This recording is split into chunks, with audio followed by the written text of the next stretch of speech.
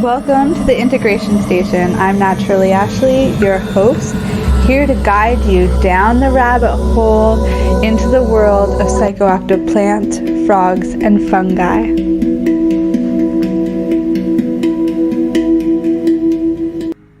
Good morning, you beautiful souls, and welcome back to the Integration Station. I'm Naturally Ashley, your host and coach in the integration space here.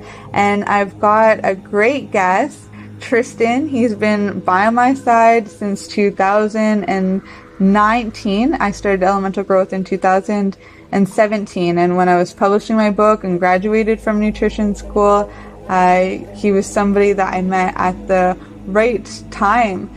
He has a background in cinematography, and we were able to barter services quite a bit. And on today's episode, he's going to share with us his transformation journey over the time working with Elemental Growth, and also share what it is that he's doing now as he's going out on his own. We also have a few projects still that we're working on together too.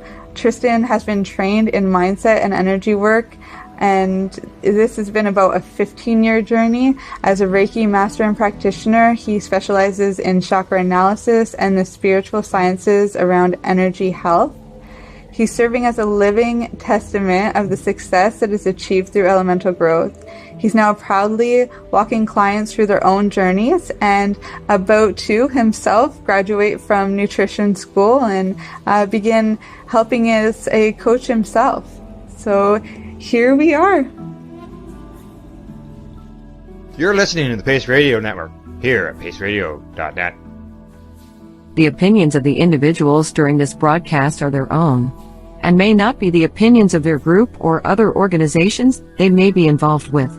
All medical advice during our broadcast is not a medical opinion and should be checked with your medical physician. Good morning, you beautiful souls, and welcome back to the Integration Station. I'm Naturally Ashley, your host, here with a special guest, Tristan. And some of you may have met Tristan over the years in our network or just through different travels that we've done. But others of you have been watching his work for quite a while now because he's actually the editor of the show. He's been helping out in the DMs and with Elemental Growth for many years now. We launched in 2017. He came into my life in 2019 when I was publishing my first book. So for most of our journey in Elemental Growth, Tristan's been here along for the ride, which is really cool. 4 years, that's been a while. Yeah, and he I don't know, maybe you can share a bit more about yourself, how we met, what inspired you to become a part of this wild ride? Okay, so what inspired me to become part of this wild ride is I've been able to determine more recently through working with you and plant medicine and whatnot is that from a young age, my body has had overstimulation issue and issues with its heating and cooling, which resulted in the bouts of times where if I had issues cooling my body, I was suffering severe depression, and areas where I was having trouble with my body's heating system where it would overheat itself and pretty much force my system into a very overstimulated state. And this heat would cause, a lot of emotional issues, emotional regulation problems, and essentially it would get so overstimulating for my body that I would suffer really harsh migraines my whole life. And I sought you out for a pain management issue. And at the time, I didn't know any of what I just explained. I just knew that my body would go haywire. I would be on the floor drooling in pain and not know what to do about it. How often do you have migraines now? I've had 3 in the last 2 years, and they were all from dehydration. And understanding more about my body, I had suffered, a lot of constipation issues and dehydration issues, and it's because my body was constantly like an overclocked computer, just processing and stimulating everything, and heat would cause dehydration, constipation issues, problems with the gut. It's really all connected, isn't it? Yeah. How do you think you got these insights? You said you didn't have the insights until, like, it's been an ongoing problem your whole life. Yeah. But now you have this new awareness over your body's intelligence and what it's trying to do. And I had to, well, as you know, I've been working with you and with psychedelics for 2 years now.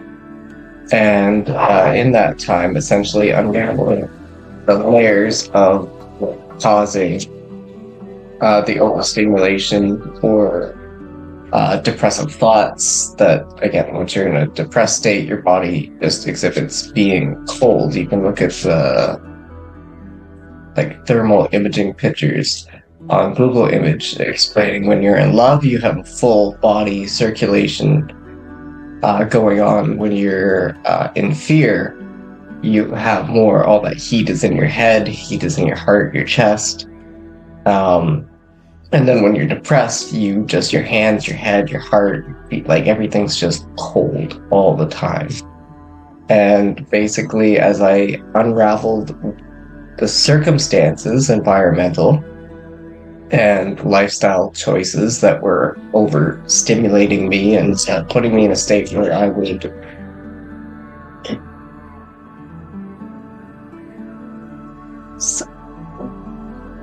need to overstimulate myself intentionally to block out everything else that was overstimulating me.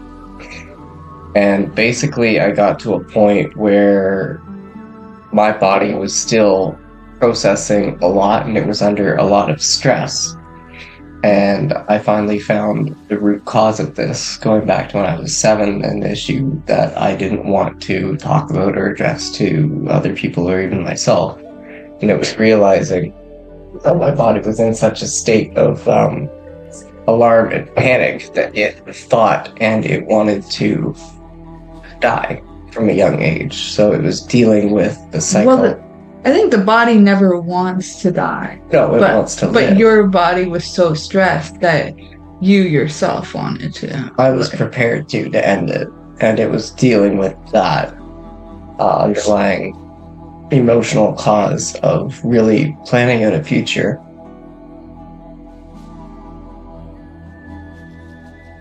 And seeing where I want to go clearly to soothe my nervous system. So what do you think helps the most? Because you have worked in a lot of different areas, both integration, space, and with different psychedelics over the last couple of years. What do you think has been most beneficial for this? So, I would say the biggest benefit is that there is such a large spectrum of medicines to work with, and that in my situation, when my nervous system would go overstimulated and it would go haywire, and I wasn't able to control my thoughts, my speech, my actions, having something of choice that would give me that control, put me back in my body, give me that control over myself mentally and consciously, be it mushrooms, be it cannabis, tobacco, DMT, LSD, something that's centering. Rapé was very good for the centering. Just bring you back to where you need to be, because your head doesn't need to be thinking about all your different daily tasks at once, right? No, and you've been going through that, like, even in small areas, this like type of over complexing to the point that you get stressed, to the point where you just want to like quit. No, it's a total cycle, and I've seen it even with we're having to do an ocean to ocean documentary, and it's a really exciting time. And in this, though, I have noticed that, as we're going through things, you're just like, every once in a while, you're like, okay, it's too much. And being able to verbalize that to you was a big key. Being able to be aware, the psychedelics, the consciousness, mind expanding, being aware of what I was actually going through. And then being able to tie those back to the memories of being 5 years old, 7 years old, and being overswaddled and just having this heat rage inside me that can't go anywhere, and the emotional issues of that. And yes, the integration part, the biggest aspect that everybody will say is the integration part, because you won't always have a time to step out for smoke. You won't always have 15 hours to clear your schedule to do a DMT trip, or 6 hours for mushrooms to just go airplane mode. But being able to physically remove those obstacles out of your way, clutter, being in an organized space, and even what you saw this morning, we're getting ready to travel, so we're selling stuff and posting, and just knowing the process that it takes to post each item as I'm taking pictures of it becomes little like computer screens on and open, or like open, so much watching open the tutorials in my head, and it's processing all at once, and I can think of it and see it all at once. I actually thought I had memory issues. I more so remember everything and have trouble deflecting and sorting out junk and putting things in chronological order. That's your observations of working with me, is that I will do things right, but I'll do things in the wrong order based off which processes. But sometimes that's self-sabotaging, because then if you're out of order, then you end up having to do one thing twice, and that does become more complex. Or, like one thing that one of my coaches said to me back in the day, on the beginning of my journey, and I hope that this is helpful for you guys, and it's that do one thing that will make everything else easier or unnecessary. And especially if you have a big list of things to do and you don't quite want to do it, or you're procrastinating, or they have to be done, is to decide, write them all out, and then decide for each one, do you want to delete it, delegate it, or learn to love it? Because if you have to do it anyway, you have to learn how to love it. If you have to do it yourself, you have to learn to love it, because that love will bring it a long way. It's okay to delete things. It's okay to put things in a parking lot and say, we're going to deal with that later, because it really doesn't affect life right now. Maybe there's so many downloads of things coming through from a psychedelic experience where you're like, I have to do this, I have to do that, I have to do this. And then it becomes so overwhelming. It's like, well, what actually works in your life? What's the one thing you can do now that makes everything else easier or unnecessary? And you just start there. Simple as it can be. My overall recovery from everything as a whole became a pinnacle around my bathroom mirror, because it was the one area that was always super dirty and splattered. It's the area that you can spend a lot of time in. We do spend a lot of time in a bathroom as a whole, as a human being, that and sleeping. And so to keep the mirror clean and tidy and organized became like my center focus. And from there, going back about 5 years, the year before I met you, from there was keeping that one spot feng shui, organized, clean, just the bathroom, the mirror, the sink, the counter. And from there, that stemmed into regular showers. Not excessive showering, trying to control my body temperature, or not showering at all because I'm so with everything, I just can't make time for it. So that organization, that taking control. Well, what he means, like, he does shower. What he means is that he used to take multiple showers a day as a form of meditation, because that's the only way he could, like, literally clear his head or cool his body down. Yeah, either heat me up because I can't stay warm, or cool me off because I'm just like overclocked all the time. And it's still a big part of meditation now too. And yes, being high in the shower is my favorite thing ever. Because meditation and psychedelics go really well together. If those skills that you practice, like yoga, breathwork, meditation, that's all preparation for a psychedelic experience. It's also integration. It's very true. The psychedelics won't work. They won't activate without that second piece. You turn them on. They just give you the extra oomph when you activate them, but you still need to be able to sit. You need to be able to clear your head, focus, regulate your system into homeostasis. Because you can take 3-5 tabs of LSD, and if your system's still out of whack, if you're still focused on everything that's driving you nuts, you're not going to get the relief you're looking for. If anything, it's going to overclock your system more and ramp up more. Yeah, unless you're able to surrender. You got to surrender to the experience, right? This is why people have bad trips too, is they don't want to shut off. They make this commitment. I'm going to do LSD or mushrooms and it's going to be my save-all and that's all I need. It's like, no, you really do have to know how to get to a place of surrender.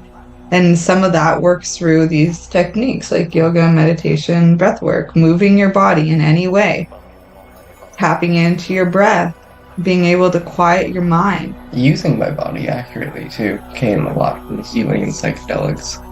A lot of the integration spaces that I experience is in fitness, health, diet, different exercise techniques, different holding muscles under tension kind of training, types of yoga. Qigong, we did a challenge.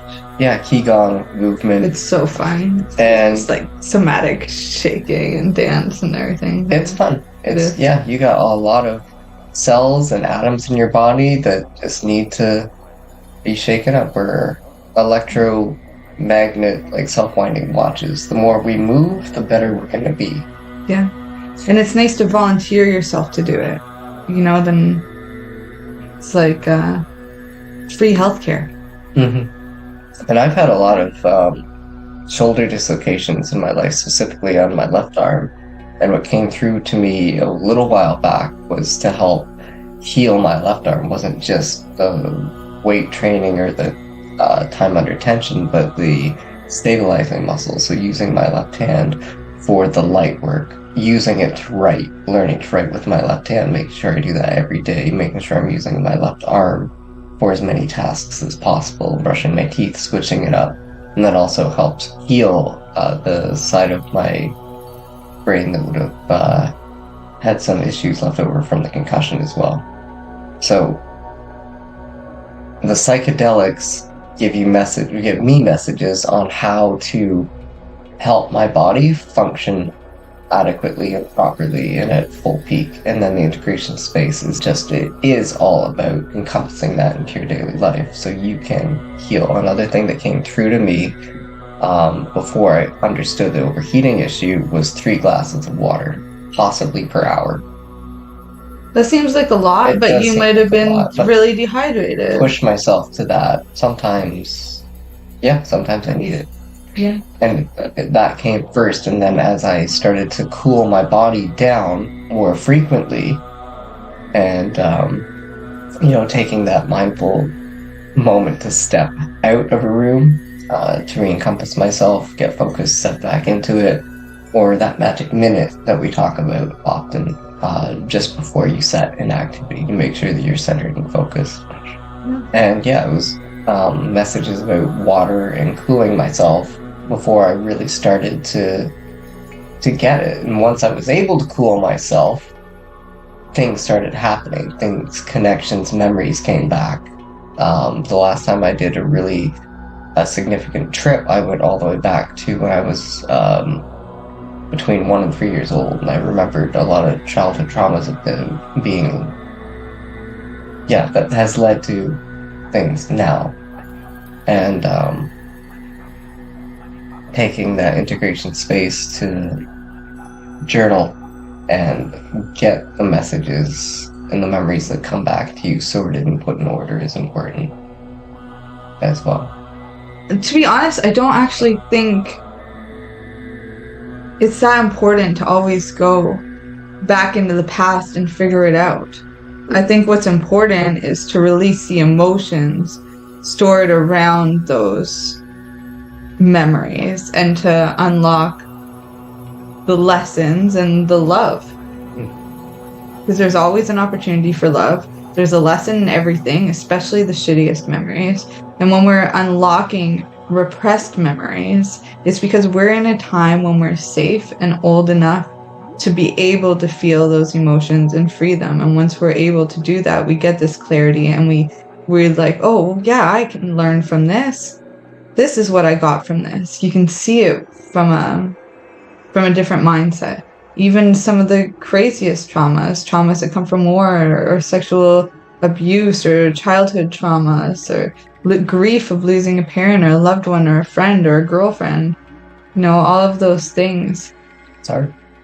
Yeah, and in the moment we can't, because it's hard in the moment, we can't always process it all at the same time. So what happens is we get a triggered into that same state of emotion. If you can get back to the first time that you felt that emotion and free it, then you can create that better life for yourself with the lesson, and the trigger won't be there the next time, or it'll be less.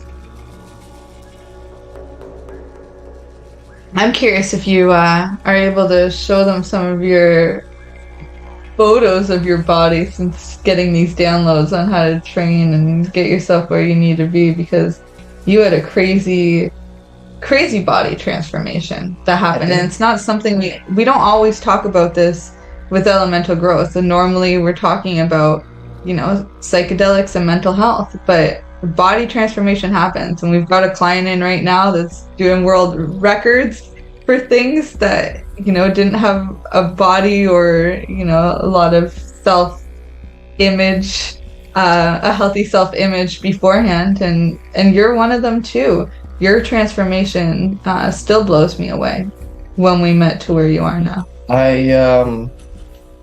Yeah, in a sense, you and I are approximately the same size, so imagine yourself weighing almost 200 pounds. It's really hard to... I wouldn't be able to wake up or move. It takes a lot of discipline. My knees didn't like it. I had lower back issues to a point where the muscles were so knotted I couldn't do sit-ups because my back wouldn't bend. It was locked. I remember when you were able to free that too. I'm starting to understand that I may have been going through some form of hypertension my whole life.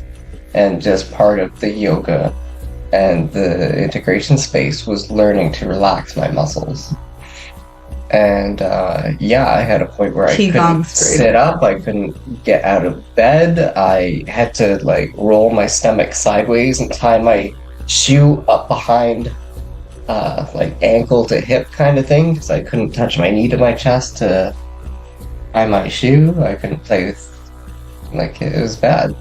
Yeah, and that's one that comes up a lot too, is people with body or physical body issues where they're like, oh, I can't keep up with my kid, I don't have energy for my kid, or I want to do a dance a dance thing with my kid and unable to do it. And for you, one of the biggest things was Anastasia wanting to go to the beach and all that, and she called you Daddy Pig off of Peppa Pig. Yeah, that was a changing moment where she me in the stomach and said, Daddy, you have a great big tummy just like Daddy Pig from Peppa Pig. I'm the guy who looked like he was on steroids since he was 12. No, I don't have this. And then it became about 2 years to get rid of all of it. And what had happened in that time was essentially there was a lot of sugar, there was a lot of poor nutrition. My blood sugar levels, as part of the heat issue, would spike or drop, causing anxiety, depression, and there was a lot of late night eating, and a lot of sugar, a lot of cereal, a lot of inflammation, and a lot of more brain fog. And then, again, my system's already overclocked naturally, and then there's me carrying around 50 extra pounds at all times, and exercising rigorously daily. You were there when I hit my 50,000 steps in a day. Yeah. And it's been a journey. And then recovering from the tendon damage, the joint damage, the shoulder dislocations. My body's been through quite a lot. Yeah. And isn't the body amazing? It is so incredible. I'm healing. I feel like a normal person. It's a self-healing machine. We're all self-healing machines. We got to be so grateful for our body, and for the most part we treat it like shit, and not everybody knows that that's what they're doing to their body. But that's what the mushroom showed me. And the last time we did that heroic dose, you guided me through it, and what was shown to me was that my heart actually was getting to the point where it just can't keep up. A lifetime of caffeine, constant coffees, iced tea. I'd be on coffee number 6 by 10 a.m. My whole life being this way, because I'd overclock myself to make crash so I could shut down and sleep. And the mushrooms are showing me that my heart just gets to a point where it doesn't want to keep going. Yeah, you gotta treat it with and now I have respect. to heal from that, and the healing is always more. And when I heal from this, there will be something new to learn, and more memories to come back, and more revelations. Here's the thing though, like the body is always healing. That's what it's there to do. One of the things that Duncan Trussell talked about that I brought up in an integration coaching session there yesterday, Eva Payne's retreat. So there's 4 girls, but it came up, it's coming up again now. And that's, what Duncan said was like a peak of a psychedelic experience, of a really good one, would be when the mushrooms or whatever your medicine you're working with says, you were never sick to begin with. It's that moment when you realize that there was never anything wrong with you. Because there's not. You're given this wonderful vessel, and it's the perfect vessel for you to do what your work is to do here. And working with the medicines, you learn or get closer to what that purpose, that dharma is in life. But it's still up to you to do that. And we can talk all day about healing and losing weight and all that, but what it all is your body finding its own homeostasis. Your body is finding its equilibrium, its balance. Your body is finding peace in itself. And in that brings a lot more clarity and a lot more energy to do the work that you need to do. Our ancestors had so much energy. Our generation, the last 100 years of generations is or of people being born, we're having that energy being stolen from us, essentially, through the food choices that are made for us. We do make some of it, but a lot of it is made for us by what our local grocery stores will bring in, and what sells. So it matters also, like the rest of the community. All this, of course, you do have a choice. You can grow all your own, depending on where you live, depending on whether or not you have a yard, depending on all kinds of things. So some of it is a choice. Some of it is also like cultural. But, that's one area that our batteries are being burned. But there's also the technology. I had this visualization one time where that battery or that phone that we're holding on was actually stealing our energy and holding it for a bigger program. And that, one of my jobs here to do was to like untether from the tech. And this was when I was going through all the decentralization stuff. And so the message was really clear, especially with kids, how many kids are out there giving out their energy. When all that, the lockdowns and all that happened, I was like, I waited patiently for to hear the noise of teenagers out in the streets dancing naked or playing music in the streets and all that, and it never happened. And I realized it's because our teenagers don't have the same energy that they used to back in the 60s when Woodstock happened, or before that. Teenager energy is most potent. It's the most potent energy, and it needs to be cherished. And then, ours gets all messed up. We're adults now, so we're sifting through all of what happened in our rebel years.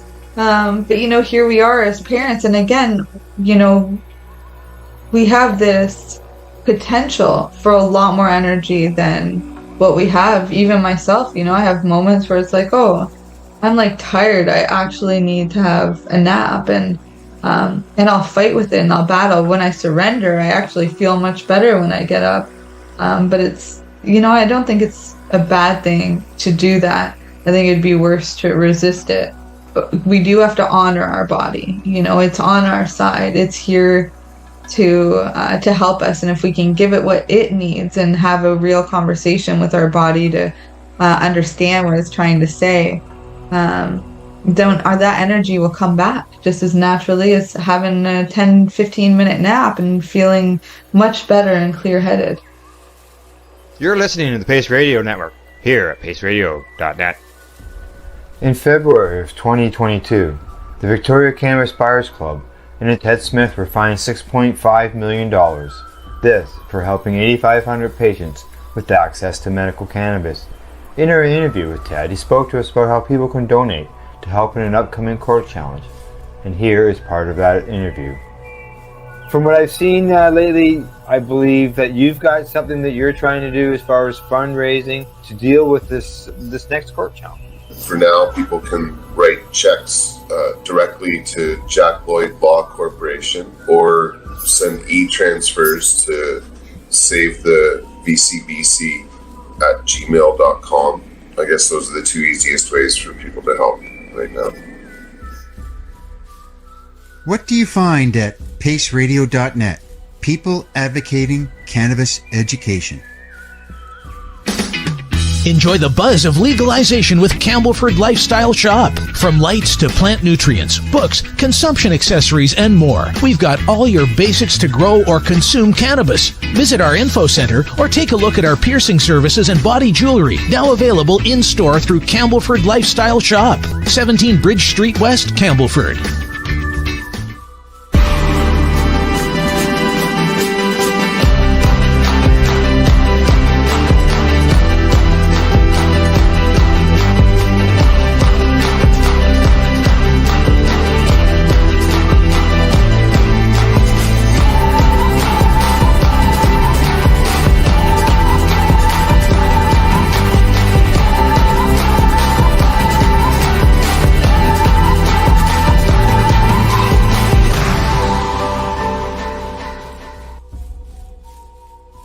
Cannabis edibles are an effective way to manage pain and other ailments, especially when you deal with your trusted partner, Legacy 420, in Tyendinaga Mohawk territory.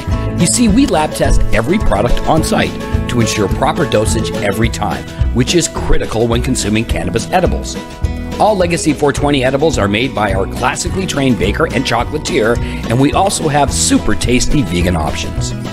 Our baker has been in the industry for 25 years. She's also a chocolatier. Everything from savory to sweet, your chocolate bars, brownies, butter tarts, you name it, we make it. Talk to our knowledgeable Cannatex about our incredible variety available. Give your trusted partners a call. Legacy 420 out on your road.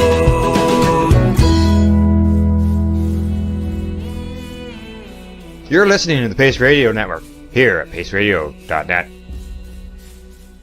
I rambled a bit there. That's okay. I get it. I've had numerous times in my life where I resisted that nap. And it could be that one in particular nap that I wake up the next day or 12 hours later, I got a cold or a flu. And I've learned too many times. Or you sacrifice a relationship or something, get in a big fight with somebody because you're grumpy. Yeah. Emotional regulations. Yeah. And just letting your body just take that moment to rest when you need it. And if it's taken from you through job, through bad relationships, bad environments, you can't shut off, then your body goes into overdrive and then you're me.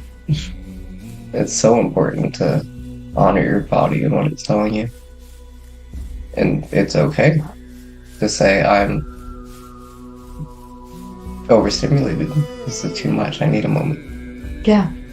Like when you were doing it in packing, one of the things that I noticed is like the way that we categorized everything. I'm like organizing genius. Okay. I Cheers. OCD as a child. So I learned a lot about organizing and having things in order. And, it's been a blessing. I found a way to turn that handicap into an asset and actually serve. It's something I think that's really important to do no matter what your diagnosis or anything. But one thing that I did notice with you though, is that when that overwhelm came up, it was very much just yourself in your head, because it wasn't that there was a lot, you know, it was that you thought you had to do everything at once. It's like, as a computer, you were the computer that had a bunch of tabs open, and the computer was about to freeze on you. I need to slow myself down to figure it out and process it, or I need to ask for help or step away. Yeah, or just close down the screens and one at a time, and take breaths. Remember to breathe. Breathe, yes. Just breathe. For me too, especially realizing that I've possibly been holding my breath to the point of blacking out my whole life. Yeah, and that's an insight I think a lot of people, you're not alone in that. I hear this all the time. When I was a kid, it's caused so many issues. Yeah. Yeah. You know, I have some of those ones around breathing too, or if something's too tight around my neck or anything, I'll get a little claustrophobic, or also just noticing, oh wait, like I was holding my breath while I was driving because I was scared or anxious, or I was holding my breath in a conversation because I didn't want to be having it, or I felt uncomfortable, or anything like that. It happens. I've caught this with other clients too, where they come out of a big ceremony and they realize that their whole problem, the reason why anything, was just because they forgot to breathe. Mm-hmm. And remembering to breathe, it's going to help you in a psychedelic experience, but also in that integration work to get the most out of it, to get the most out of your life, right? So there are these different worlds and different dimensions that we can go to, but I think what's most important is really making the most out of this one we have now, because this is the one that, while a lot of people walk through it very unconsciously, we are most conscious of this one. We remember most of this one. We keep coming back to this one. It's really important that we do. Because all that is now. Yeah. It doesn't matter where you are in the universe or in the time spectrum. Everything that is alive right now. And there is only now. And mathematically, the chance that billions of years from now, another Earth just like this one, with another combination of DNA and whatnot, would create another you, and that we all would live again. There's so many, yeah. But right now, that's billions of years from now, and I'm sure it will happen. Scientifically, can be proven.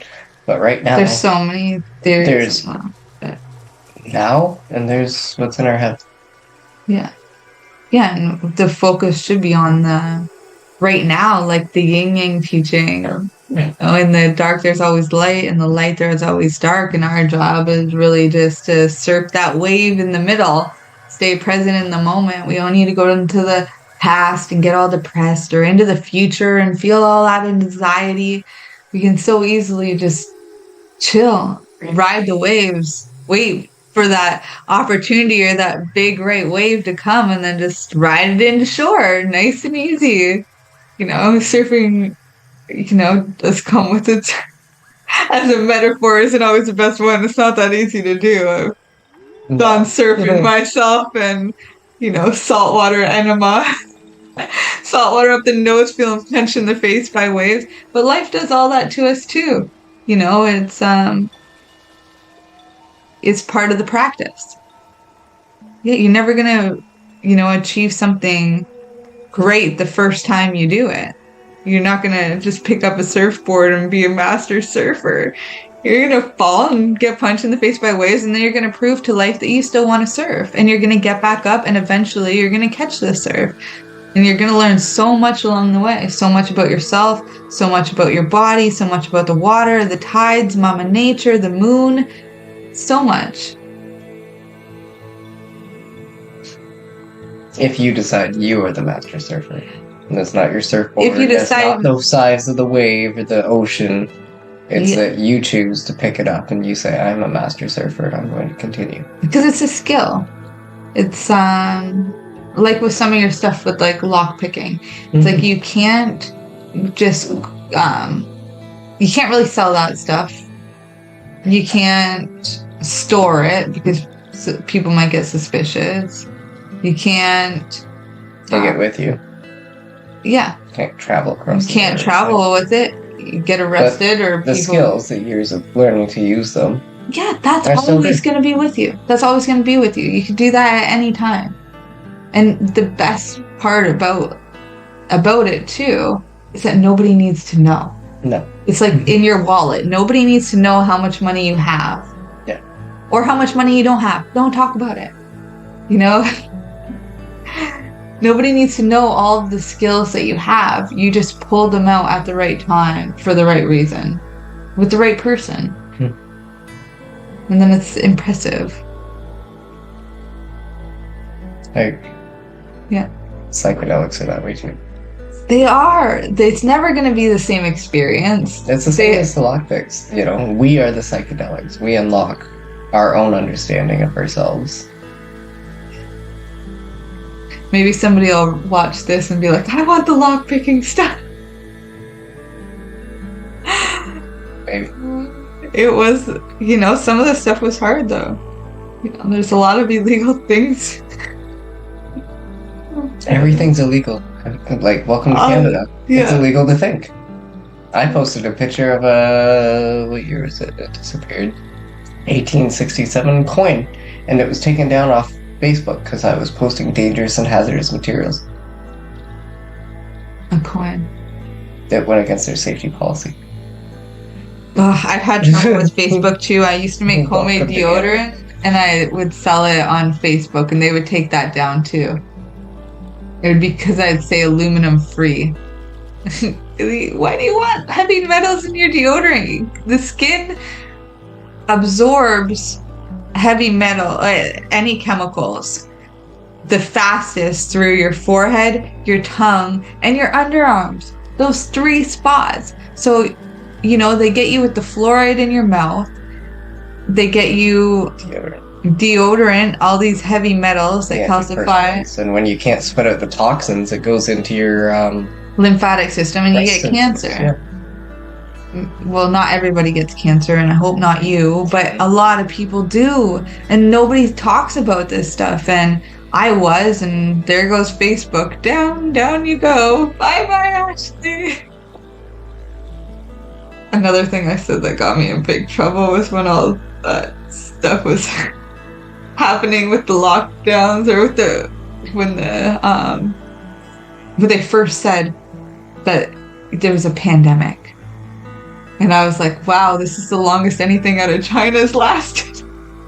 But I meant it about consumerism, because I honestly think that this is a really big consumer culture. Even picking up the stuff that we need on the road. Like anything new that's been bought, you see it from yesterday. Made in China, made in China, made in China. Went to powwow last year. Native American artists, dancers, families that handcraft things and wildcraft things, they were selling stuff made from China, made from China, made from China. What is going on here? Not every powwow does this, okay? But this one particular one did. COVID itself turned into consumerism.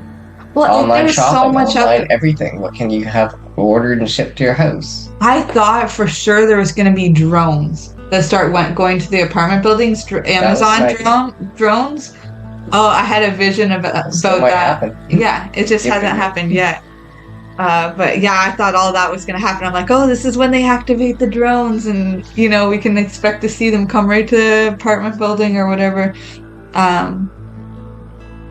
But yeah, there was a big consumerism issue long before that. That just really spiked it, and it did make some already rich people more wealthy. When you track the money of any of that stuff, it really does bring in a lot of more answers and clarity, but also questions. And I think that's when the big rabbit hole opens up, and there's more to go.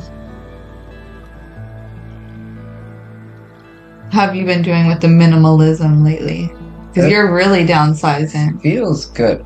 It's kind of like what you said. I've trained my whole life for this. Any character or role model that I've really idealized had this type of lifestyle. The horseback lifestyle, the biker lifestyle, the travel and be a healer or a monster hunter, depending on what you're thinking, out in nature.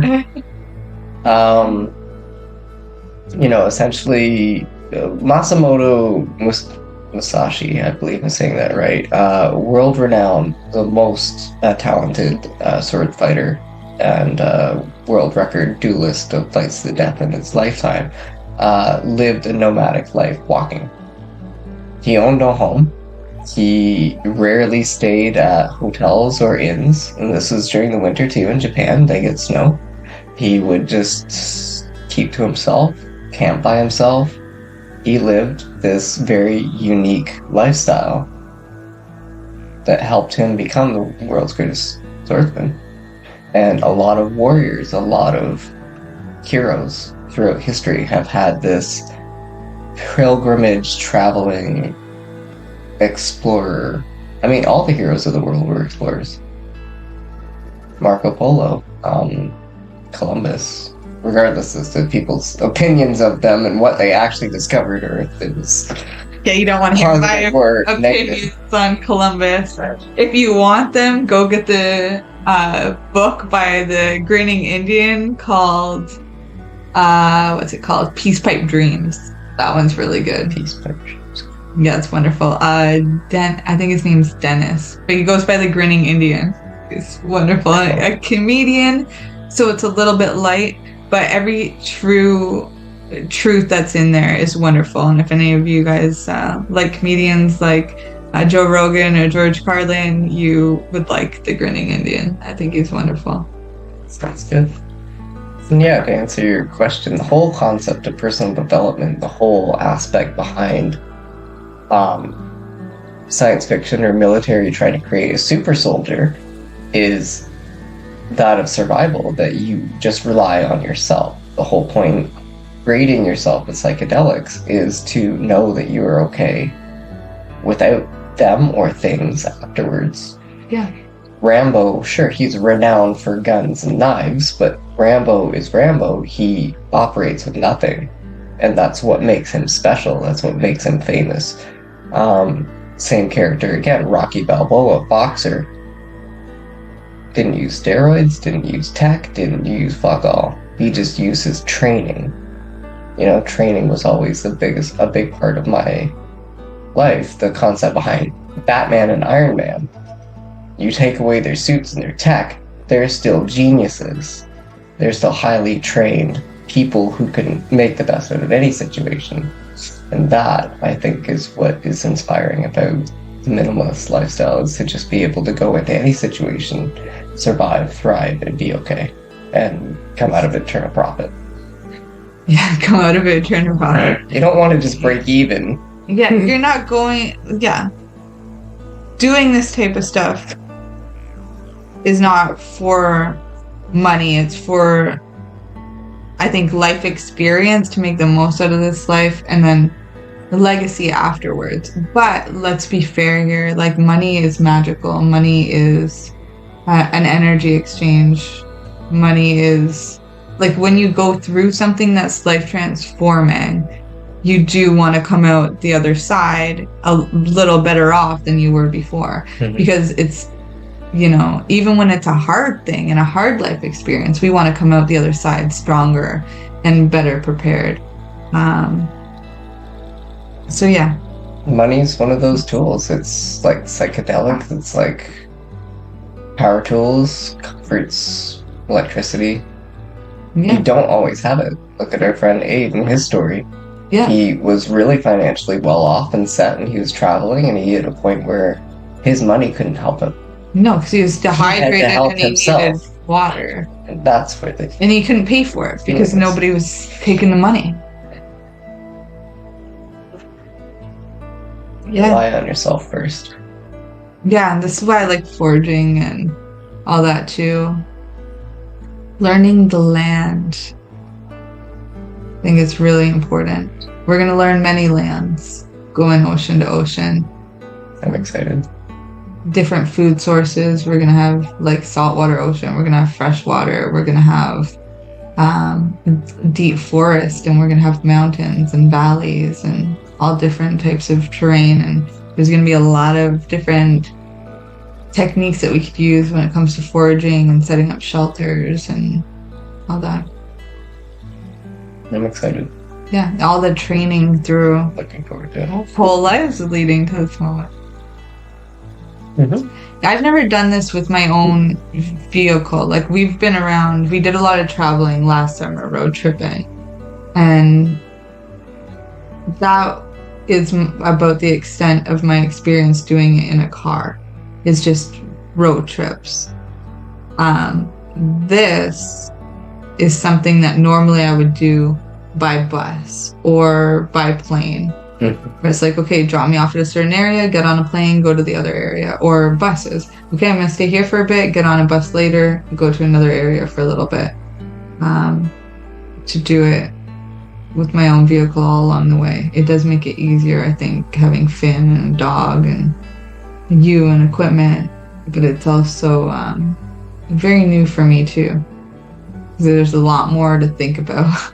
Mm-hmm. In a sense. Somehow, I feel that the more we have, if we go back to the minimalism thing, the more we have, the more there is to think about and the more complex things get. But when it's just you, it's so simple. Because it's just one thing. Especially if you love yourself and you know yourself. If you're not there yet, keep going because it's totally worth it. It is. Yeah. One thing that I would like to mention, and the first thing that I noticed working with cannabis is I always had a lot of sinus congestion throughout my life. The lactose intolerance and dairy and coffee cream and whatnot. And having cannabis tobacco, the rapé was able to take that congestion and clear it out and just get it out of you.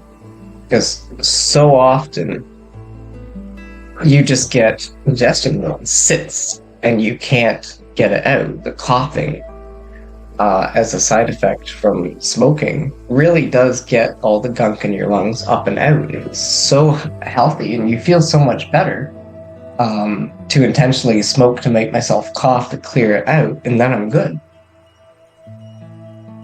And the rapé works wonders with, again, sinus congestion, summer allergies. I used it really heavy in the summer and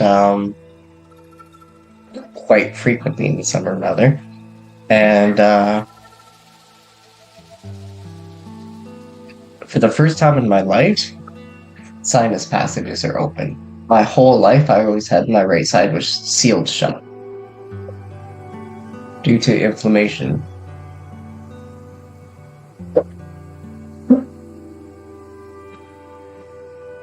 Holy shit. I don't normally cough. It's good. Something about that told me it's like in Pineapple Express. You're supposed to cough. It gets the chemicals, blood to your brain. It's not always comfortable though.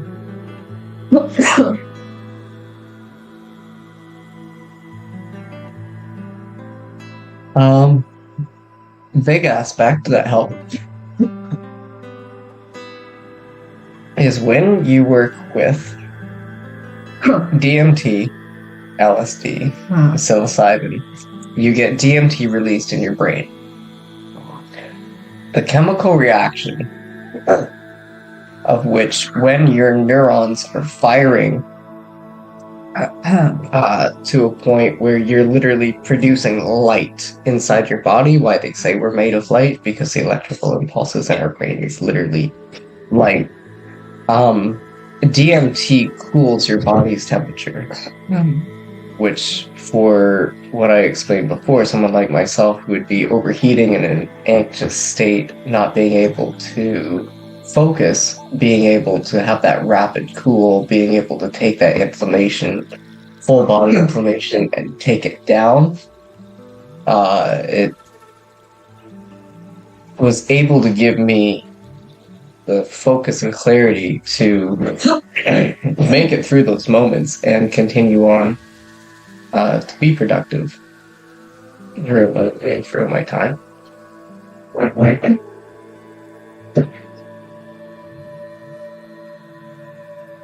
But the water does make it a little bit better. You're okay. You. Yeah. Normally I don't cough. All right, so we're gonna come back for a couple more sessions here. I'm gonna pause for now. We'll let our sponsors share what it is that they've been up to. I'm going to get the hash out of my medicine bag and roll us another joint. And we'll talk soon, okay? Bye. You're listening to the Pace Radio Network here at paceradio.net. When you think of the number of unique products developed in the fields, kitchens, and labs at Legacy 420, it's hard to think that one stands out above the rest. But tell that to the thousands of people who have tried this amazing breakthrough product. This is our sacred salve. This is actually our extra strength. It comes in 5 different strengths. It's all natural, all organic. It typically works within 10 to 15 minutes of putting it on. It's good for arthritis, it's good for inflammation, any kind of pain. We're very proud of it.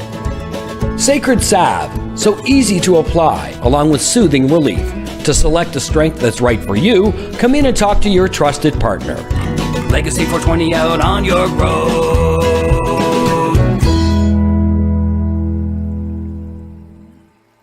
Did you know that the Pace Radio Network isn't just a radio network? That's right, because most, but not all of our programming is now done via video and is then podcasted at paceradio.net. So if you want to watch our programming, you'll find us on the Pace Radio Network's Facebook page, plus the show's own page, and you'll find us live on the network's YouTube channel. And don't forget, you can find it all, video and audio, at paceradio.net. Pace Radio Network, by patients, for patients, and for those who want to know. Enjoy the buzz of legalization with Campbellford Lifestyle Shop. From lights to plant nutrients, books, consumption accessories, and more, we've got all your basics to grow or consume cannabis. Visit our info center or take a look at our piercing services and body jewelry, now available in-store through Campbellford Lifestyle Shop, 17 Bridge Street West, Campbellford.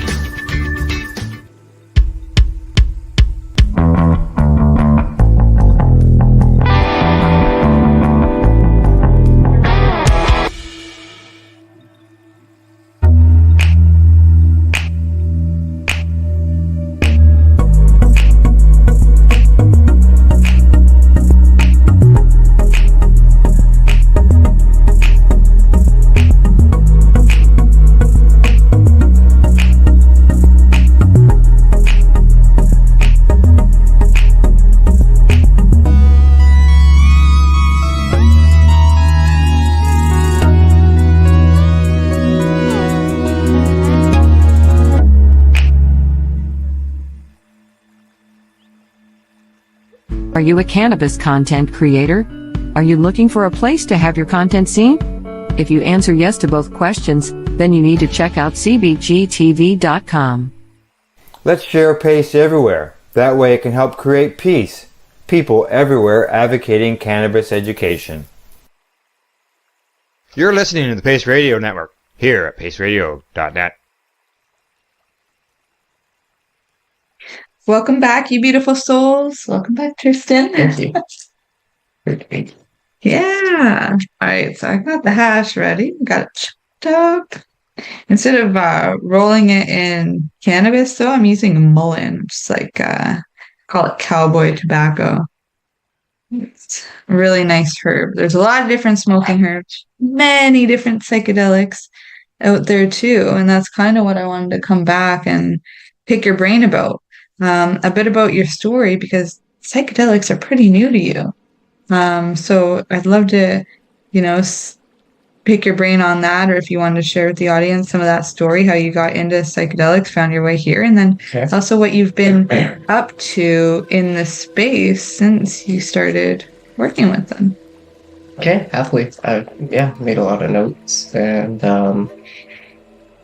have found a big calling in this kind of research and understanding what and how each medicine has its own unique properties. And the concept behind psychedelic research is old, but the fact is that a lot of the research was damaged, destroyed, propagandized, rewritten. Like, it all needs to start from scratch, and people need to know more specifically how these medicines can help them, because it's too much of a misnomer. The myths that if you take LSD, you're going to climb a rock cliff and dance on top and slip and fall and, knock yourself out or something. And that's the stigma. People see it from alcohol and they try to make a comparison, but there is no fair comparison. It's like comparing a sleeping pill to caffeine. Like, you can't compare them unless you're doing a direct contrast.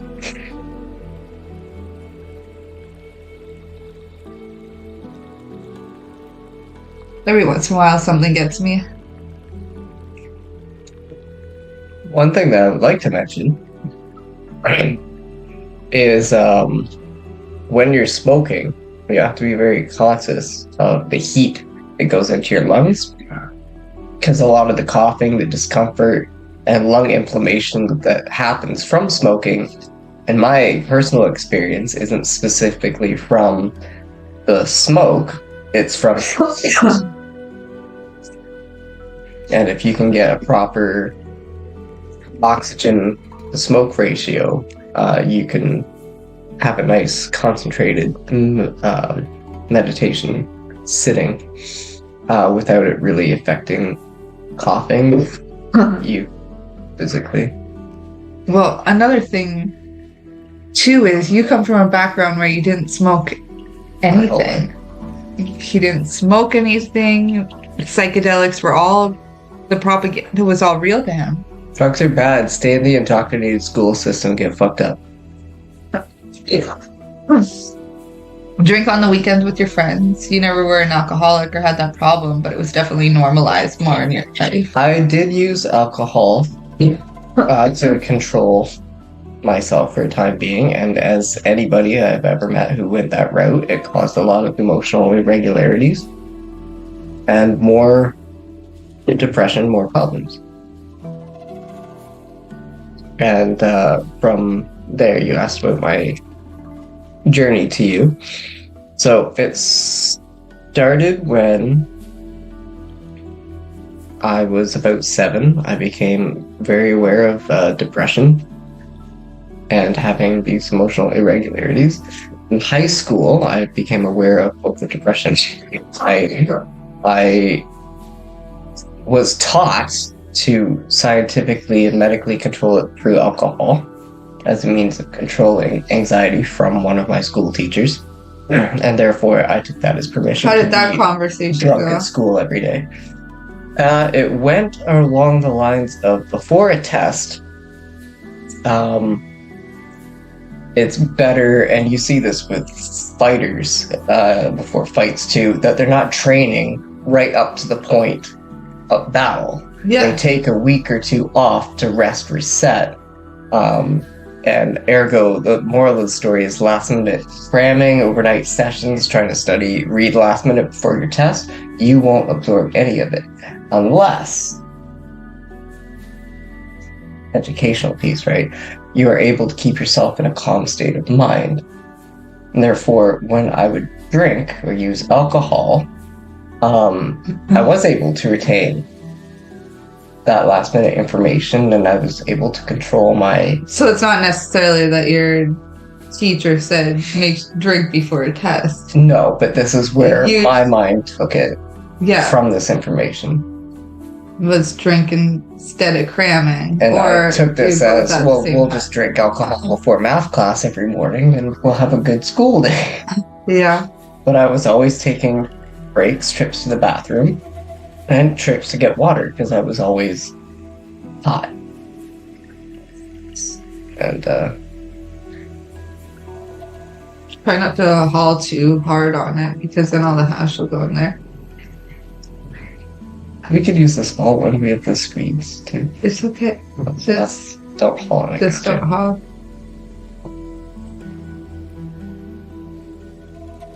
Yeah, that's what you want. I would use alcohol to control what I now have come to an understanding of was a heating and cooling issue of my body. And from there, what ended up happening was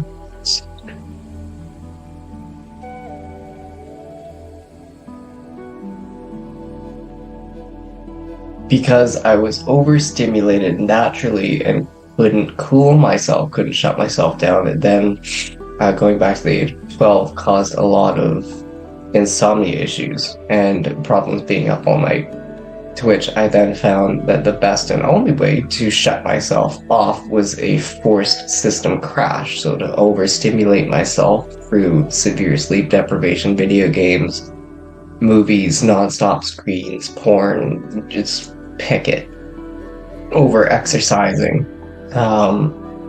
until my body would just shut itself off and down, and then I could actually rest. This clearly resulted in a pain management issue where my nervous system would get so overrun with sounds and being able to just keep track of everybody in a room at once and their movement and what they were saying. It was very hard to shut it out. It's like somewhere along the lines my filter got broken or just isn't there, and it's hard for me to shut out what's around me.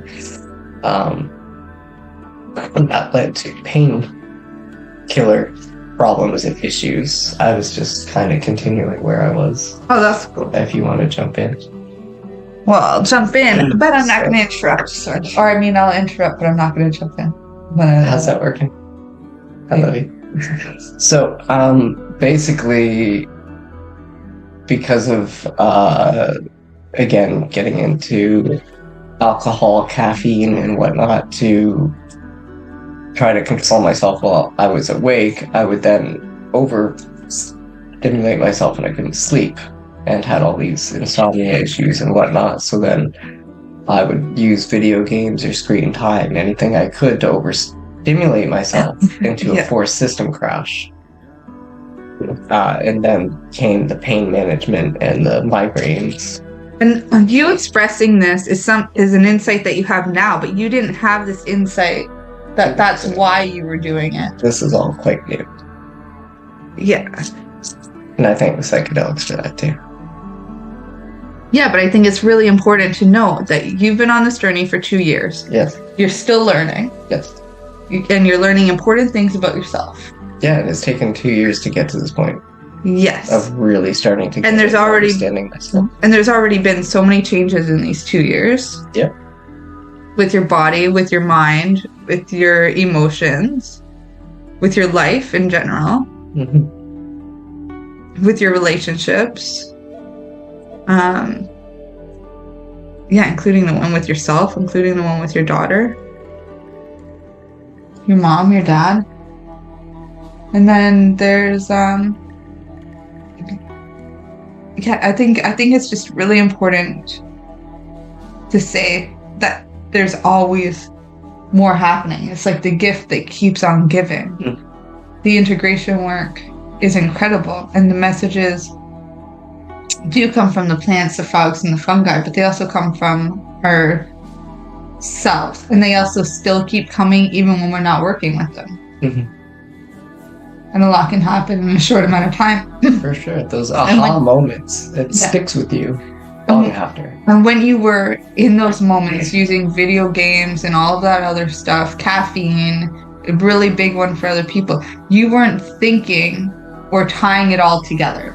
And I think that's what I wanted to bring to the surface too, because anybody listening that's like, oh, caffeine's not an issue for me. It's like, okay, well, why don't we wait another 2 years and see how you feel about that after you've had some mushrooms and DMT? Well, I was so overstimulated Like, I would have trouble speaking using a pen, pencils, memory issues. Like, for me to process through so much information to understand what and why it was affecting me the way it was. Just little breaths. That's new. I look in the bottom of a bong sometimes and I'm just like, look at all that good stuff. Not anybody ever drank bong water by accident? Us. Can I give you a hint? My excuse for any of those days. Can I just give you a hint? Something that I realized that I wanted to kind of mention. What? So you can get your own hash. I was cleaning the bong, the little one, the other day. I was trying to get the stuff out of the bowl. Oh, that's not hash. That's Reverend. But regardless, you smoke that. It's wonderful. Yes. And it was like a master meditation piece because I was realizing it was from all the medicines that have ever passed through that bowl, all the emotional traumas that have been used to heal through it, and all the questions I've had that have been answered through it. And it's like it was a master smoke by cleaning the bowl and like a rapé mix, a special rapé mix. Kind of. But instead of it being rapé, they used to know it's like the specialty blend of resin. Basically. And any stoner with a bong or a pipe has been there. Any stoner that's rolled a bunch of roaches has been there. Well, like you said, I'm just figuring these things out. I know. I think anybody who just heard that, well, you can make your own hash. When you're cleaning your bong. Yeah, you can. That's how you have your cake. Yeah, most of us, I think, maybe not all of us, like, because my mom, she never started smoking until she was in her 40s. So she didn't really have these experiences, but I for sure was making all of those kind of epiphanies when I was in high school or like 13 years old. Like, oh yeah. Learning how to roll because you got to take all the cigarette butts from your parents. Like roll your own smoke or like cleaning out the bong or the pipe, and because you have no weed. That was the thing. It's like we would do it because we didn't have anything else to smoke. Out of necessity. That's why I can't roll. I haven't been that desperate yet. Plus, there's been free dispensaries since your time smoking. Yeah. I mean, you pay for your stuff, but the dispensaries are everywhere. Yeah. Just read they opened the third mushroom shop in Toronto, too. And, yeah, where would you like to take this? So, I was covering the part of my story, finding you up to the point where I had painkiller addiction issues and these horrible, crippling migraines. Because that was a big one for you to get off of. You hit a lot of parts of yourself, I think. Anastasia stage, I was grade 5. I had somebody tell me take these adult Tylenol. Take these, like, meant for adult extra strength. You fucking need it. You are in pain. They give us, this happens too. Like, I see it a lot with girls when they first get their period. And their moms will be like, oh, go in my purse. Go get a Aleve. Get this, get that, whatever painkillers are available. And it's like,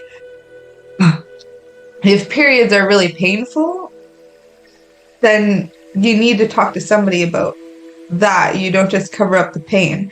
They don't have to be painful. They don't have to be this dark, closeted thing. We don't have to shove things up there to block the stuff from coming out that wants to come out. You know, the whole point is the release. Of course, a man would come up with the solution of let's just plug it up. Stick some duct tape on it, you're good to go. But, you know, this is a beautiful time for women. And I see a lot of young girls end up addicted to painkillers because of their period. Period means painkillers, and then they'll take the painkillers for anything after. Oh, well, it worked for that, so anytime I have cramps, I'm going to use it now. I think it's still burning. Yeah, it was hard. Oh, headache? I wonder if it works for headache. And then, yeah. it tastes delicious, right? With the hash with mullet. It's a really nice taste. The joint was a bad idea, though.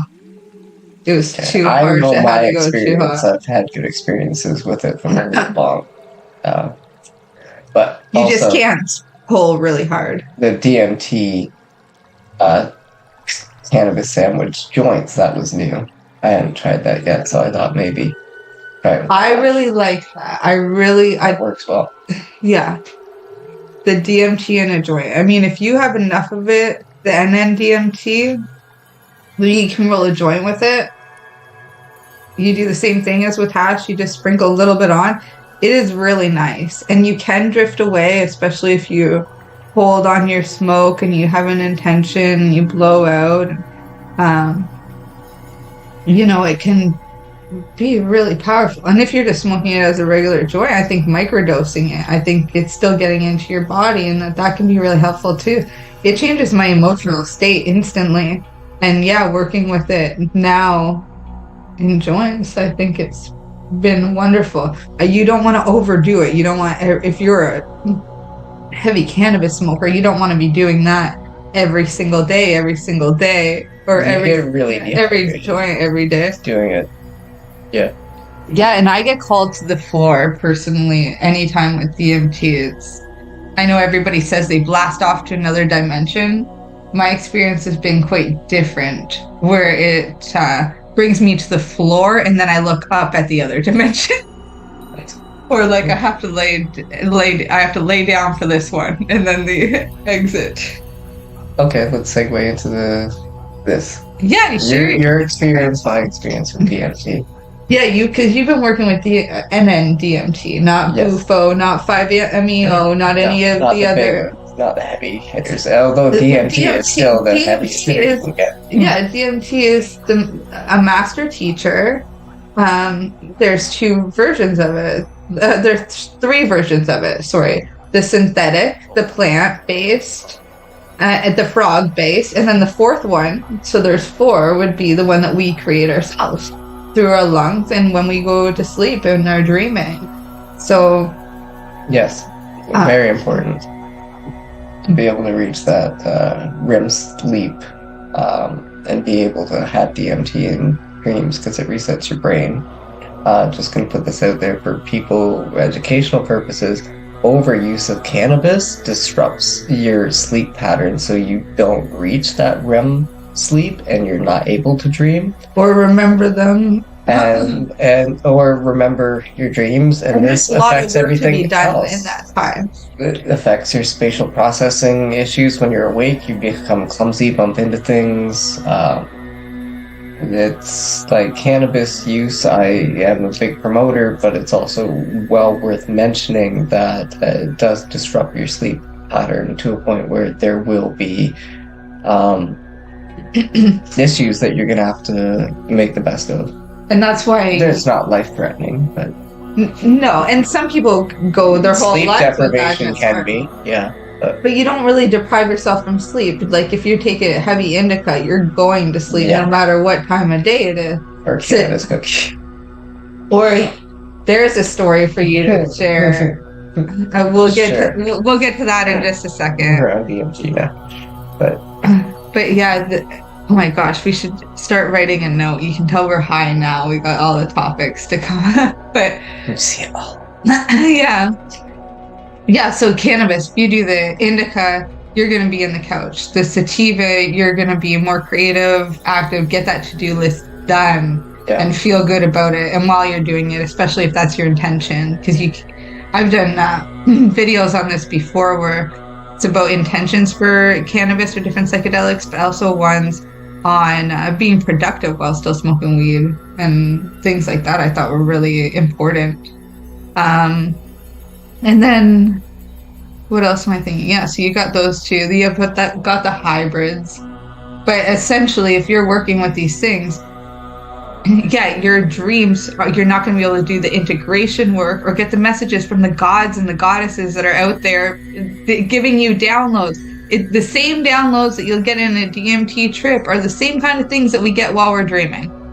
we're still going to different dimensions. Sometimes if you're a lucid dreamer, have a lot of control while you're in there. If you're an astral projector, and you can do all kinds of different things. You can visit different places, different dimensions, different places on this planet. You can visit people that you know, love, and care about.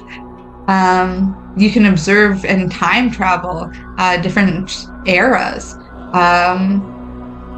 The dream work I think is super important, and it's one reason why for myself, cannabis and dreams. Yeah. So it can numb that out, and there's a lot of integration work to do. If you're hitting these other dimensions, and you can really master that dream work because you've been there with DMT, or you're practicing lucid dreaming, or recording your dreams when you wake up, or looking them up, finding the synchronicities in all of life. Like, these are all those kinds of moments. That's something that DMT really validated for me, and it's one of the reasons why, as much as I love cannabis, I truly do, I'd rather smoke it in really large quantities sometimes rather than every single day get completely ripped. But I do love it, and I'm called to it quite often, and even when I do give it up, there it is.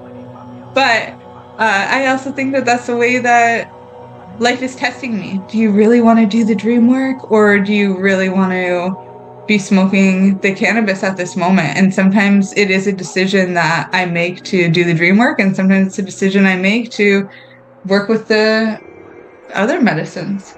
But I think they're both important. And there are these multiple ways to tap into that natural DMT, or be working with the plants, frogs, fungi. Fungi doesn't have DMT, but yet that we know of. Oh, yes, psilomethoxin. But it's a mushroom that's fed DMT and then becomes this DMT mushroom. Interesting. Sacrament. It's a sacrament that's used in a church. They actually have a psilomethoxin church. My mind can go to a few different places from here. That sounds awesome. We should definitely visit there in our travels at some point. It's in Texas. So, part of the shadow work, and this is also something I am going through currently, is if you use cannabis because you don't want your dreams, because you are suffering nightmares that you don't know how to process in the integration space of just being with those thoughts or experiencing it, doing the dream work, doing the shadow work is what you need to heal. And that's where I'm at for myself, which is to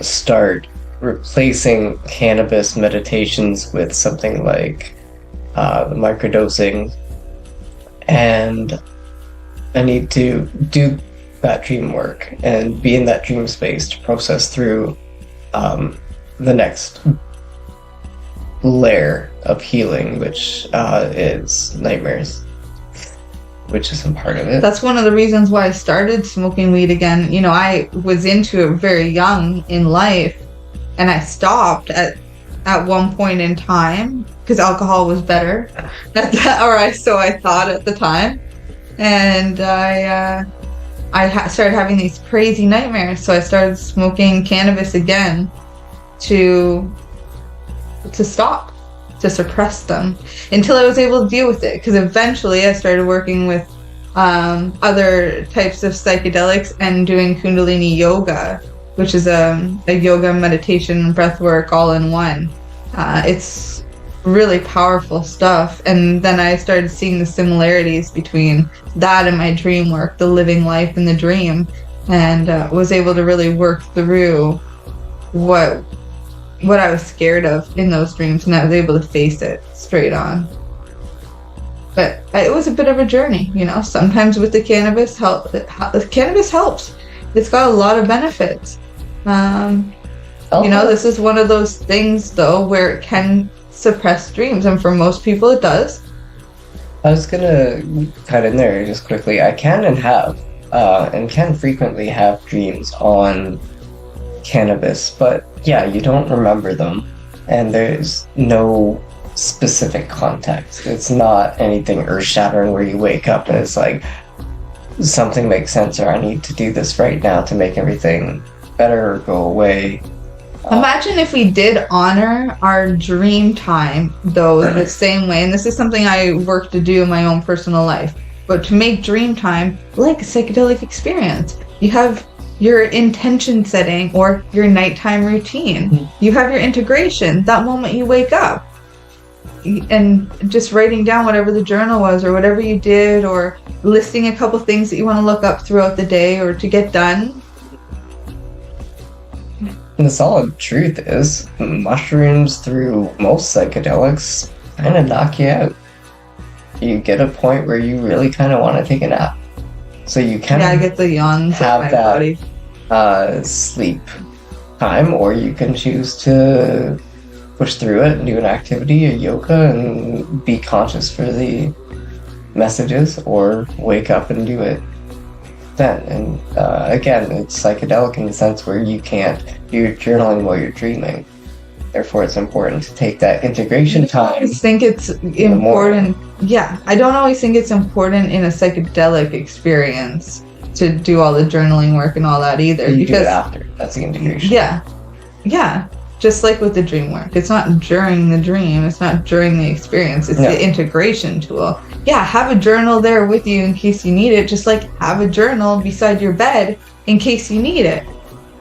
You know, maybe you wake up throughout the night, or maybe you have a hard time sleeping and you grab your journal to get everything out. That's helpful. Yeah, just having a dream journal doesn't mean it's restricted just to dreams. That's your journal for all things. And it just happens to go to bed with you. Empty your head, and it's a powerful tool. What has actually, let's go back to that story of you with the edibles in cannabis. Okay. We gotta hear this one. Okay. I'm followed up with where we're going with everything. Okay. So, full unique experience was my first time having edibles of any kind, nor did I have any prior research or experience with people, even through discussion, before this. It was my birthday, wasn't it?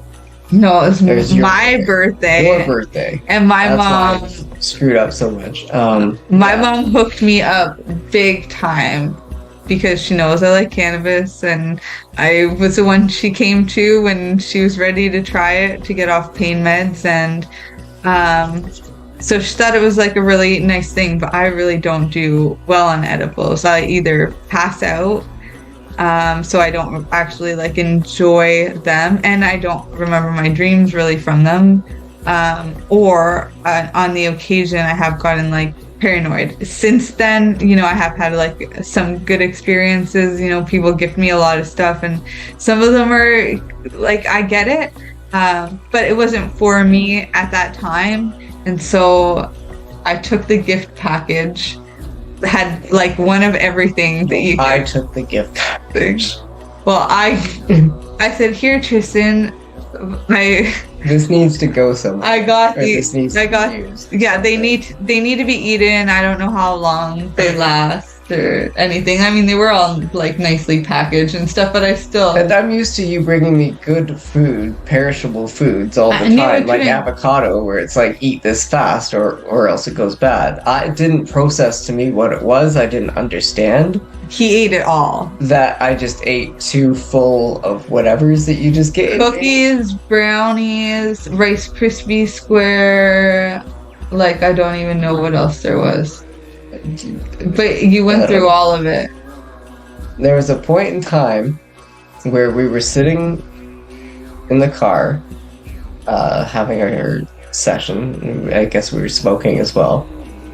And I was consciously observed that the trees across the street were waving at me and looked like cartoon pop-out images. And you were getting very frustrated with me in the conversation, that even though I thought I was following the conversation and speaking in terms that would be contributing, you made it very clear that I didn't know what I was talking about, or that we were just on completely different pages, and it was frustrating because I could see that I wasn't making sense, but I couldn't make sense enough to ask for help.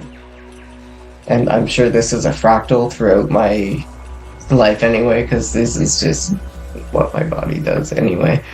Yeah, I'm actually going to just skip to break, let our sponsor share what awesome stuff that they're up to, and then we'll have you right back for this segment here. Oh, plus, I'm going to let the dog out. Mm-hmm. I'm going to have a bathroom break too. We'll see you guys in a bit.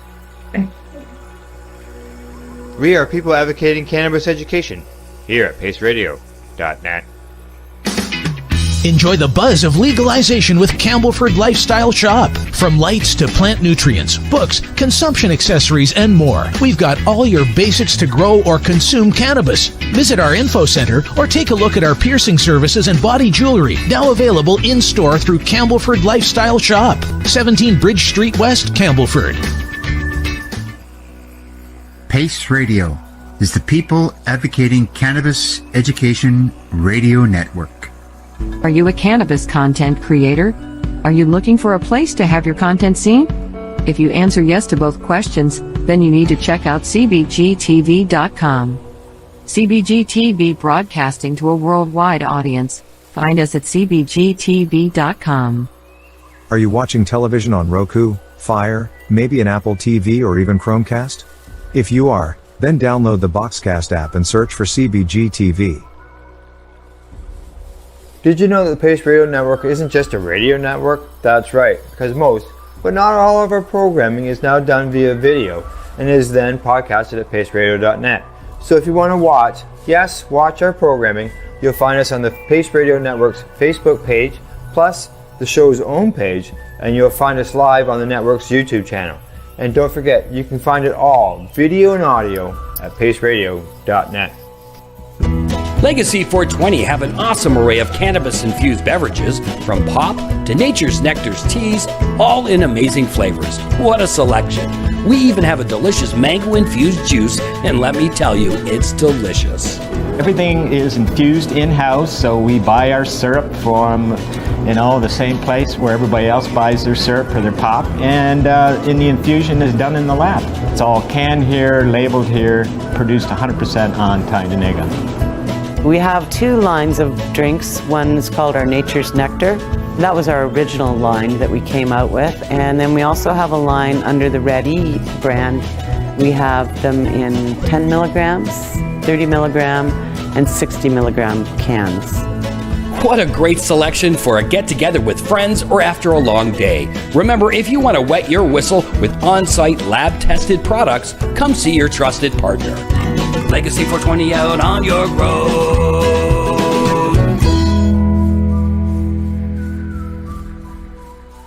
You're listening to the Pace Radio Network here at paceradio.net. In general, so I ended up needing to take a nap, but I didn't realize I needed to take a nap. I kept trying to cook food, and I remember I was cutting carrots or something at the board. I had fallen asleep standing up, which after working with things like mushrooms and stuff, I'm now consciously aware that I can take a nap standing up and be okay through yoga and whatnot. But this is a separate and it's not called nap, it's like meditation. Yeah, I'm gonna meditate and just clock out here while I'm standing in a fixed position. It works. But at this point, I was shutting off, trying to mid-sentence talk to Ashley, and she's just telling me to go to bed. And I reached the bed, I just collapsed onto it forward, and so that's where that memory ends. And at some point you had moved me back into the bed. I knew I had woken up a few times. I knew it was your birthday. I knew that you were very upset with me that I was now unconsciously trying to... It was 3 days. Walk. It was 3 days, and my intention was not to be taking care of him in that way, in that time. But no, you had your show. You had to do your recording. Yeah, the one day. I did wake up enough to watch it the next day, but I barely made it through that. I remember it was 3 days total that you were out, because the first day that it all happened was the day that I got here. Yeah. And then we you recorded the next day at 11:11. Yeah. Which I woke up for and barely made it through sitting at my computer for that hour and a half or however long we were doing the Zooms back then. And then I was passed out for another. They were only 30 minutes back then. We started it at 30 It felt like a long minutes. time. I was very high. Yeah. And yeah, it was like the day after that, on the third day, where I kind of like leveled out. Yeah, because I had to But if leave I again on the second day after the recording, but I stayed later.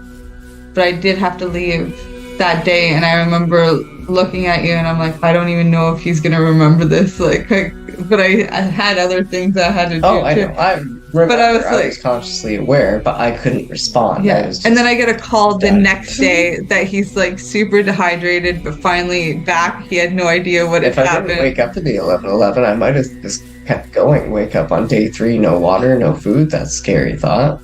I'm glad I did wake up. And the psychedelics always have your back that way. They But it also- always keep you consciously aware of what's going on. Yeah, that you were It's dehydrated. not like you're drunk had and you're to- just out of it. You always have control.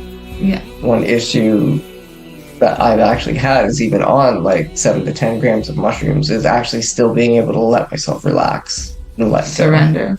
So it's not like being drunk where you just actually don't know what's going on. You still have a lot of control and conscious awareness of yourself in these moments. But yeah, in this case, I slept for almost 3 days. It was bad. And never had it happen since, nor would I want to. Even Joe Rogan said, out of any dangers in psychedelics, edibles are one of them. Yeah. So that was my story and experience. We can laugh about it. Some of it was quite funny. Me trying to get up and walk around and you trying to put me to bed. But Just it go took to me bed, man. off guard because Once people listen. at this point I had been through many near-death experiences, including failed suicide attempts, and I had never actually really been knocked unconscious to the point where I really lost that kind of control. So it was scary to me, not being able to be. So it serves as a good reminder. Unless you have any other thoughts, I know where I want to. Yeah, transition. Where do you want to go? So, each medicine that I've worked with has its own unique purposes, and I swear by the medicinal benefits for all of them in its own unique way. DMT had 2 types of callings. One was for pain. One was that I realized because I was having a migraine with you that one time, and we tested the theory. And migraine went away. to the point where I'm understanding that those migraines may have been a type of stroke or seizure, and I desperately did need help in that moment. And the DMT was able to act as that instant pain relief. Whereas when it wore off 20 minutes later, the inflammation of my system still came back in. But seeking DMT for chronic pain management was a successful trial part of my journey. And I do like having some around and on hand just in case I get one of those crippling migraines. And, you know, they have... Yeah, like it didn't turn you off can, by cannabis but- or anything either, because you still use it to mitigate pain and yeah, all that. But I guess that's the point here of you sharing is it's different they're all a types little of bit different stimulation. medicines. If I'm lightly stimulated, then cannabis will work. If I'm moderately stimulated, then frying my brains out with cannabis and a side dose of mushrooms will work. If I'm like, seriously, if I don't curb this pain, I'm going to need a hospital because I'm going to get to the point where I can't function. I shut down. I'm just in so much pain.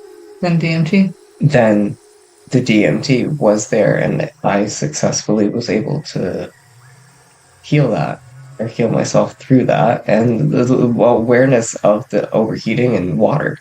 That's why I was always having these constipation issues and these headaches, was because I was overheating. So water. the biggest part about psychedelics is that when you're smoking a lot of cannabis, you're going to be properly hydrated. Because you can't smoke a lot of cannabis without being properly hydrated. And so you adapt these health beneficial habits that continue on in your integration life of being sober and without it. You learn the nutrition benefits, you take in the yoga and the exercise. Yeah, I remember when I first started smoking weed again to mitigate those nightmares, I worked in a lot of different restaurants and stuff like that. I had access to like so much yummy food, but the tastiest thing that I could get my hands on was avocado and cherry tomatoes with a little bit of salt and pepper. And I was like, oh my God, this is the tastiest thing. After all those years of, after all those years drinking and not working with the cannabis, like to have it and that first round of munchies was great. But here's the thing, if what you're used to going for is junk food, or if all you have around is junk food, then that's what you're going to eat. And that sucks too. Yeah. The body needs to recognize that nutrition is proper nutrition again, because a lot of people have been raised to forget, raised on raised on formula instead of breast milk, raised on candy and sugar and carbs instead of vegetables and colorful fruits. And correct me if I'm mistaken. Wild foods, mushrooms. But essentially, everybody's body is going to react respectfully the same way, in the sense where we're going to use up our energy. Our blood sugar is going to do one of two things. It's going to spike or it's going to crash. And either way, we're going to eat something to counteract what our body is telling us. We're either tired and slow and sluggish and we need nutrition, or we're like cranked up and we need to de-stress. So what you keep around your house and what you're, again, when you're edgy and you just need to grab something to make your body go back to normal, what you keep around the house, those snacks, healthy snacks or junk food, cookies, your body's going to grab what takes path of least resistance to feel better. Nutrition is definitely an integration tool. Definitely a really important one. Especially, it's hard, and they did studies with sleep tests too. They're like, oh yeah, but it's like 4 a.m. and a person hasn't slept for over 24 hours. They go for the junk food. No, they go for the food that takes the least amount of thought and energy to cook and intention. Grapes, I love grapes. You just eat it. It cools you off. It gets your blood sugar stabilized. It's good. They're great. There's a lot of foods that come with their own homemade bowls and wrapping too, which is great. Dragon fruit, avocado, built-in bowl. Coconut, built-in bowl. Kiwi. Yeah. Built-in bowl. So the other calling, I suppose, quite literally with DMT, is in my experiences, has been, I can get up. It doesn't always put me into the ground. Mushrooms were more unanimous for that. It certainly can. But I have been able to have lucid dreaming while on it, different visuals, things like if I put my hand on an object, the colors from my skin as well as the foreseeable energy will start to move in lines across the table towards what I am reaching to. And I use this as a meditation technique for Reiki. And I would even love to do a Reiki session using DMT so I can have those full visuals to see where my energy is going. Another really wonderful... That'd be a really powerful thing a lot of people would pay for, I think. Experience that I've had is... DMT and Reiki. Oh yeah, it's my thing. I love it. I have a meditation corner in the yard in where the trees are. And what ends up happening, to explain it to the best of my abilities, is it's like your brain takes a picture.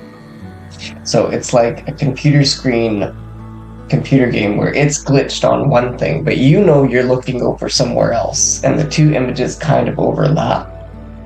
And there's this pixelation app where you can like swipe a certain area and the colors will blend and give this trick of the eye movement where it looks like it's constantly flowing and circling and growing and expanding, even though it's not actually going anywhere. And you can touch these things and your fingers will go like, it's real enough you feel you can touch this movement, and then you'll see it start to move around your fingers. I think we are seeing, cell structures or some type of vibrational movement that we just regularly don't see, like how we can't see ultraviolet light. Or see sound. But under the influence of psychedelics, you sure can. Your brain does all these things where you can see these living beings grow, and it doesn't always just work on just anything. You can have a hand-drawn piece of art next to a picture that's printed off your computer. The art will move and you can see the magic in it, but just the digital copy picture just stays still and won't have any movement. The crystal ball gets lots of movement, and it will swirl around like the thing in Harry Potter that they can see memories from. And the other type of divination that I came across was if I have ash on the table, the ash will move and spiral and circle into different shapes and whatnot.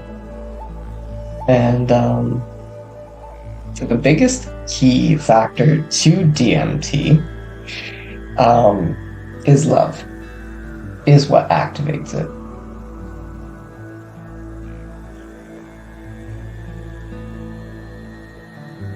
When I'm in that type of meditation space and I am working with the medicines, the thoughts, feelings, and beliefs and moments around love is where all the sparkles and things come alive. Like, love does create life. There's something to it. It's really fascinating. Yeah, love is a mindset and an energy. Some of the greatest songs are all you need is love. The other thing I like to do with DMT is look in the mirror. See myself, see my future sage self. As your present self or visiting your present self?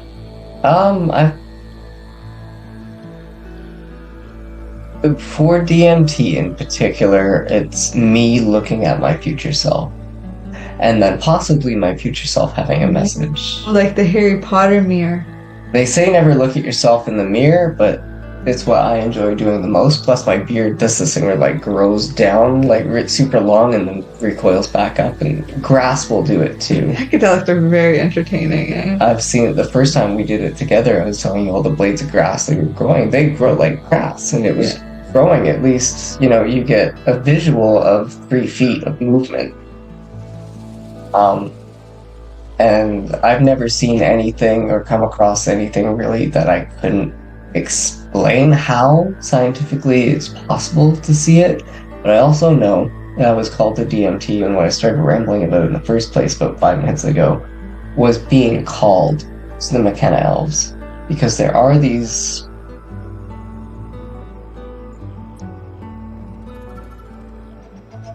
ambient beings, like there's sounds. It's like a room atmosphere based on how you have decorated it with feng shui that would set up different, if you think of life as a stage play, how you would set up each scene with different props and different musics and whatnot, and it creates an ambience, an atmosphere that communicates to you and through you. I've had something that sounds identical to a crow. I've heard a crow calling quite commonly in a peacock. Right now, you guys might not have heard that, but I did. Animal spirits, peacocks come through when I'm using DMT. In particular, mushrooms were different. Mushrooms were something that's more on a vibrational, jittery frequency, like Morse code, kind of McKenna Elves. And there are these different types of beings, of life forms that exist around us all the time, and you can see them, and you can talk to them, and you can hear them depending on what you're working with. You think DMT lets you see it and clearly know that it's another being? DMT, yeah. One in particular that I had a big breakthrough with you when you were with me on the trampoline was this creature that had been... That's a good place to do a experience. Something had been trying to come through. I started at the fireplace and it started to come through, but because I freaked myself out, the trip got interrupted. But it was always there. And I've had different creatures or beings on DMT. One was more fox spirit when I was out in the back corner. This was the peacock. And it's this, as Terence McKenna would describe it, a mandala of a moving,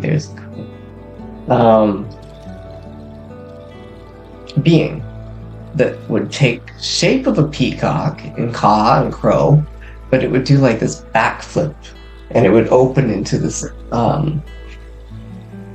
colorful moving mandala of synchronized sacred geometry shapes, and like cogs and gears, all of it moving together at once, which I understand is what our cell structure is doing in our atoms and whatnot, little bouncing basketballs, and that's how we hold forms and shapes and whatnot. But this bird wanted to dance for me. It wanted to say, here I am, you see me? Watch, look at me. Watch what I can take this shape, and I can take this color. Then I opened my eyes to look at you, and I thought I was back, and you had like 3 eyes and this warped, distorted Picasso face. I'm like, okay, I'm not back yet. But in my research with DMT, aside from pain, is to explore these realms, see the world beyond what people have described as possibly purgatory, this world order realm that exists, full of life, that we can't consciously see, but we know is there because we've talked about it through 5,000, 30,000 years of history. What if it's multiple layers? Transcription. Yeah. Like an onion. Or like there being like multiple chakra layers of energy, and depending on which frequency we're on, it depicts which part of the multiverse we're in. Yeah. Or what we're able to see, what we're able to manifest. What we can found, this is psychedelics be, do, and have 101, and this is what I get out of psychedelics, so follow me. When they made the hover train, they realized that you take an electromagnetic magnet, you charge it with electricity, you turn it on and off, binary, right? So it's either clamped and the magnet's sticking, or it's relaxed and there's weight and gravity. And they realized that if they turned it on and off at a certain frequency, that the train would hover and float.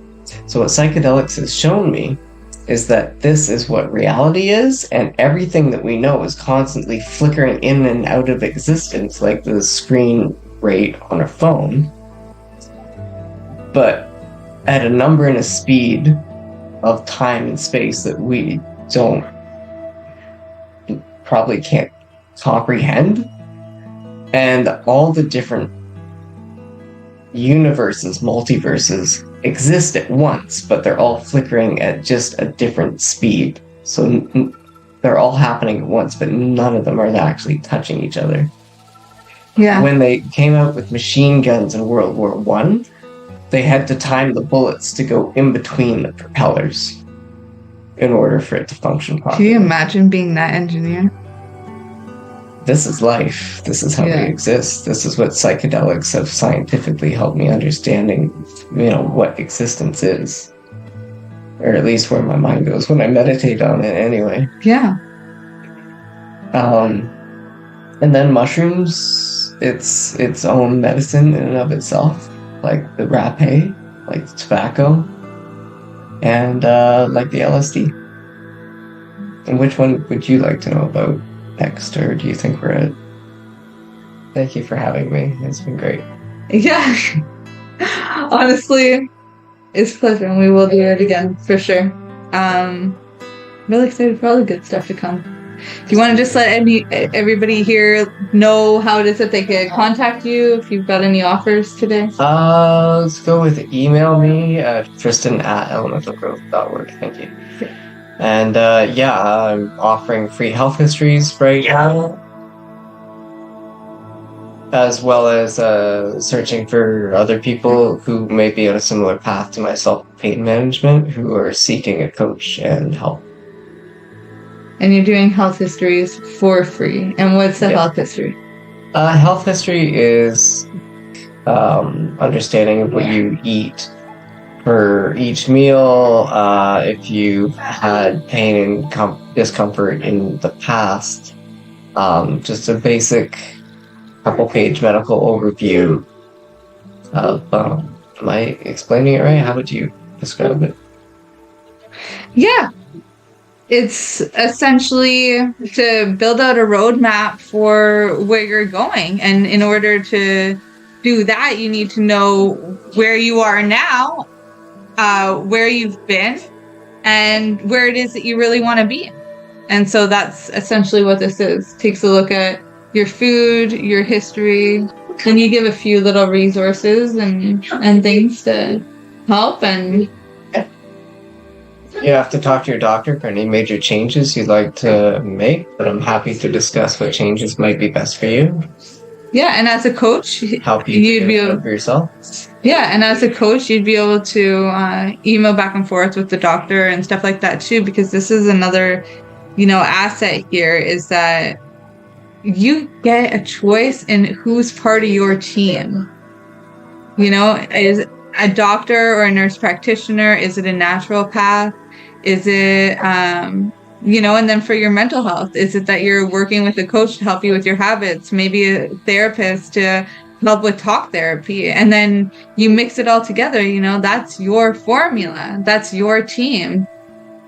Yeah, we really don't do this enough, I don't think. You and I just going on and talking.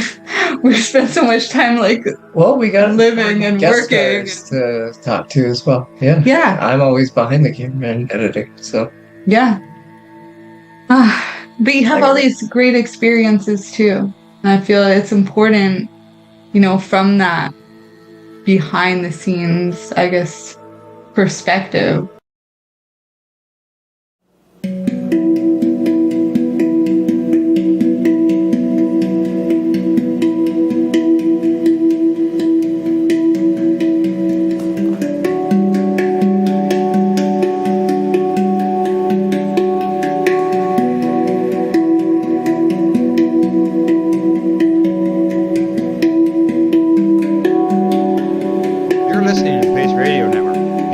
Radio.net.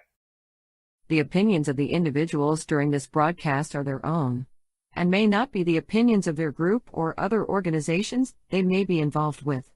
All medical advice during our broadcast is not a medical opinion and should be checked with your medical physician.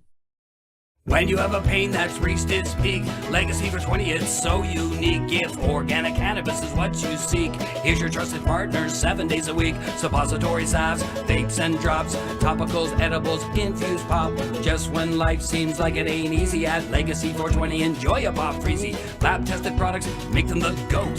Legacy 420 out on your road.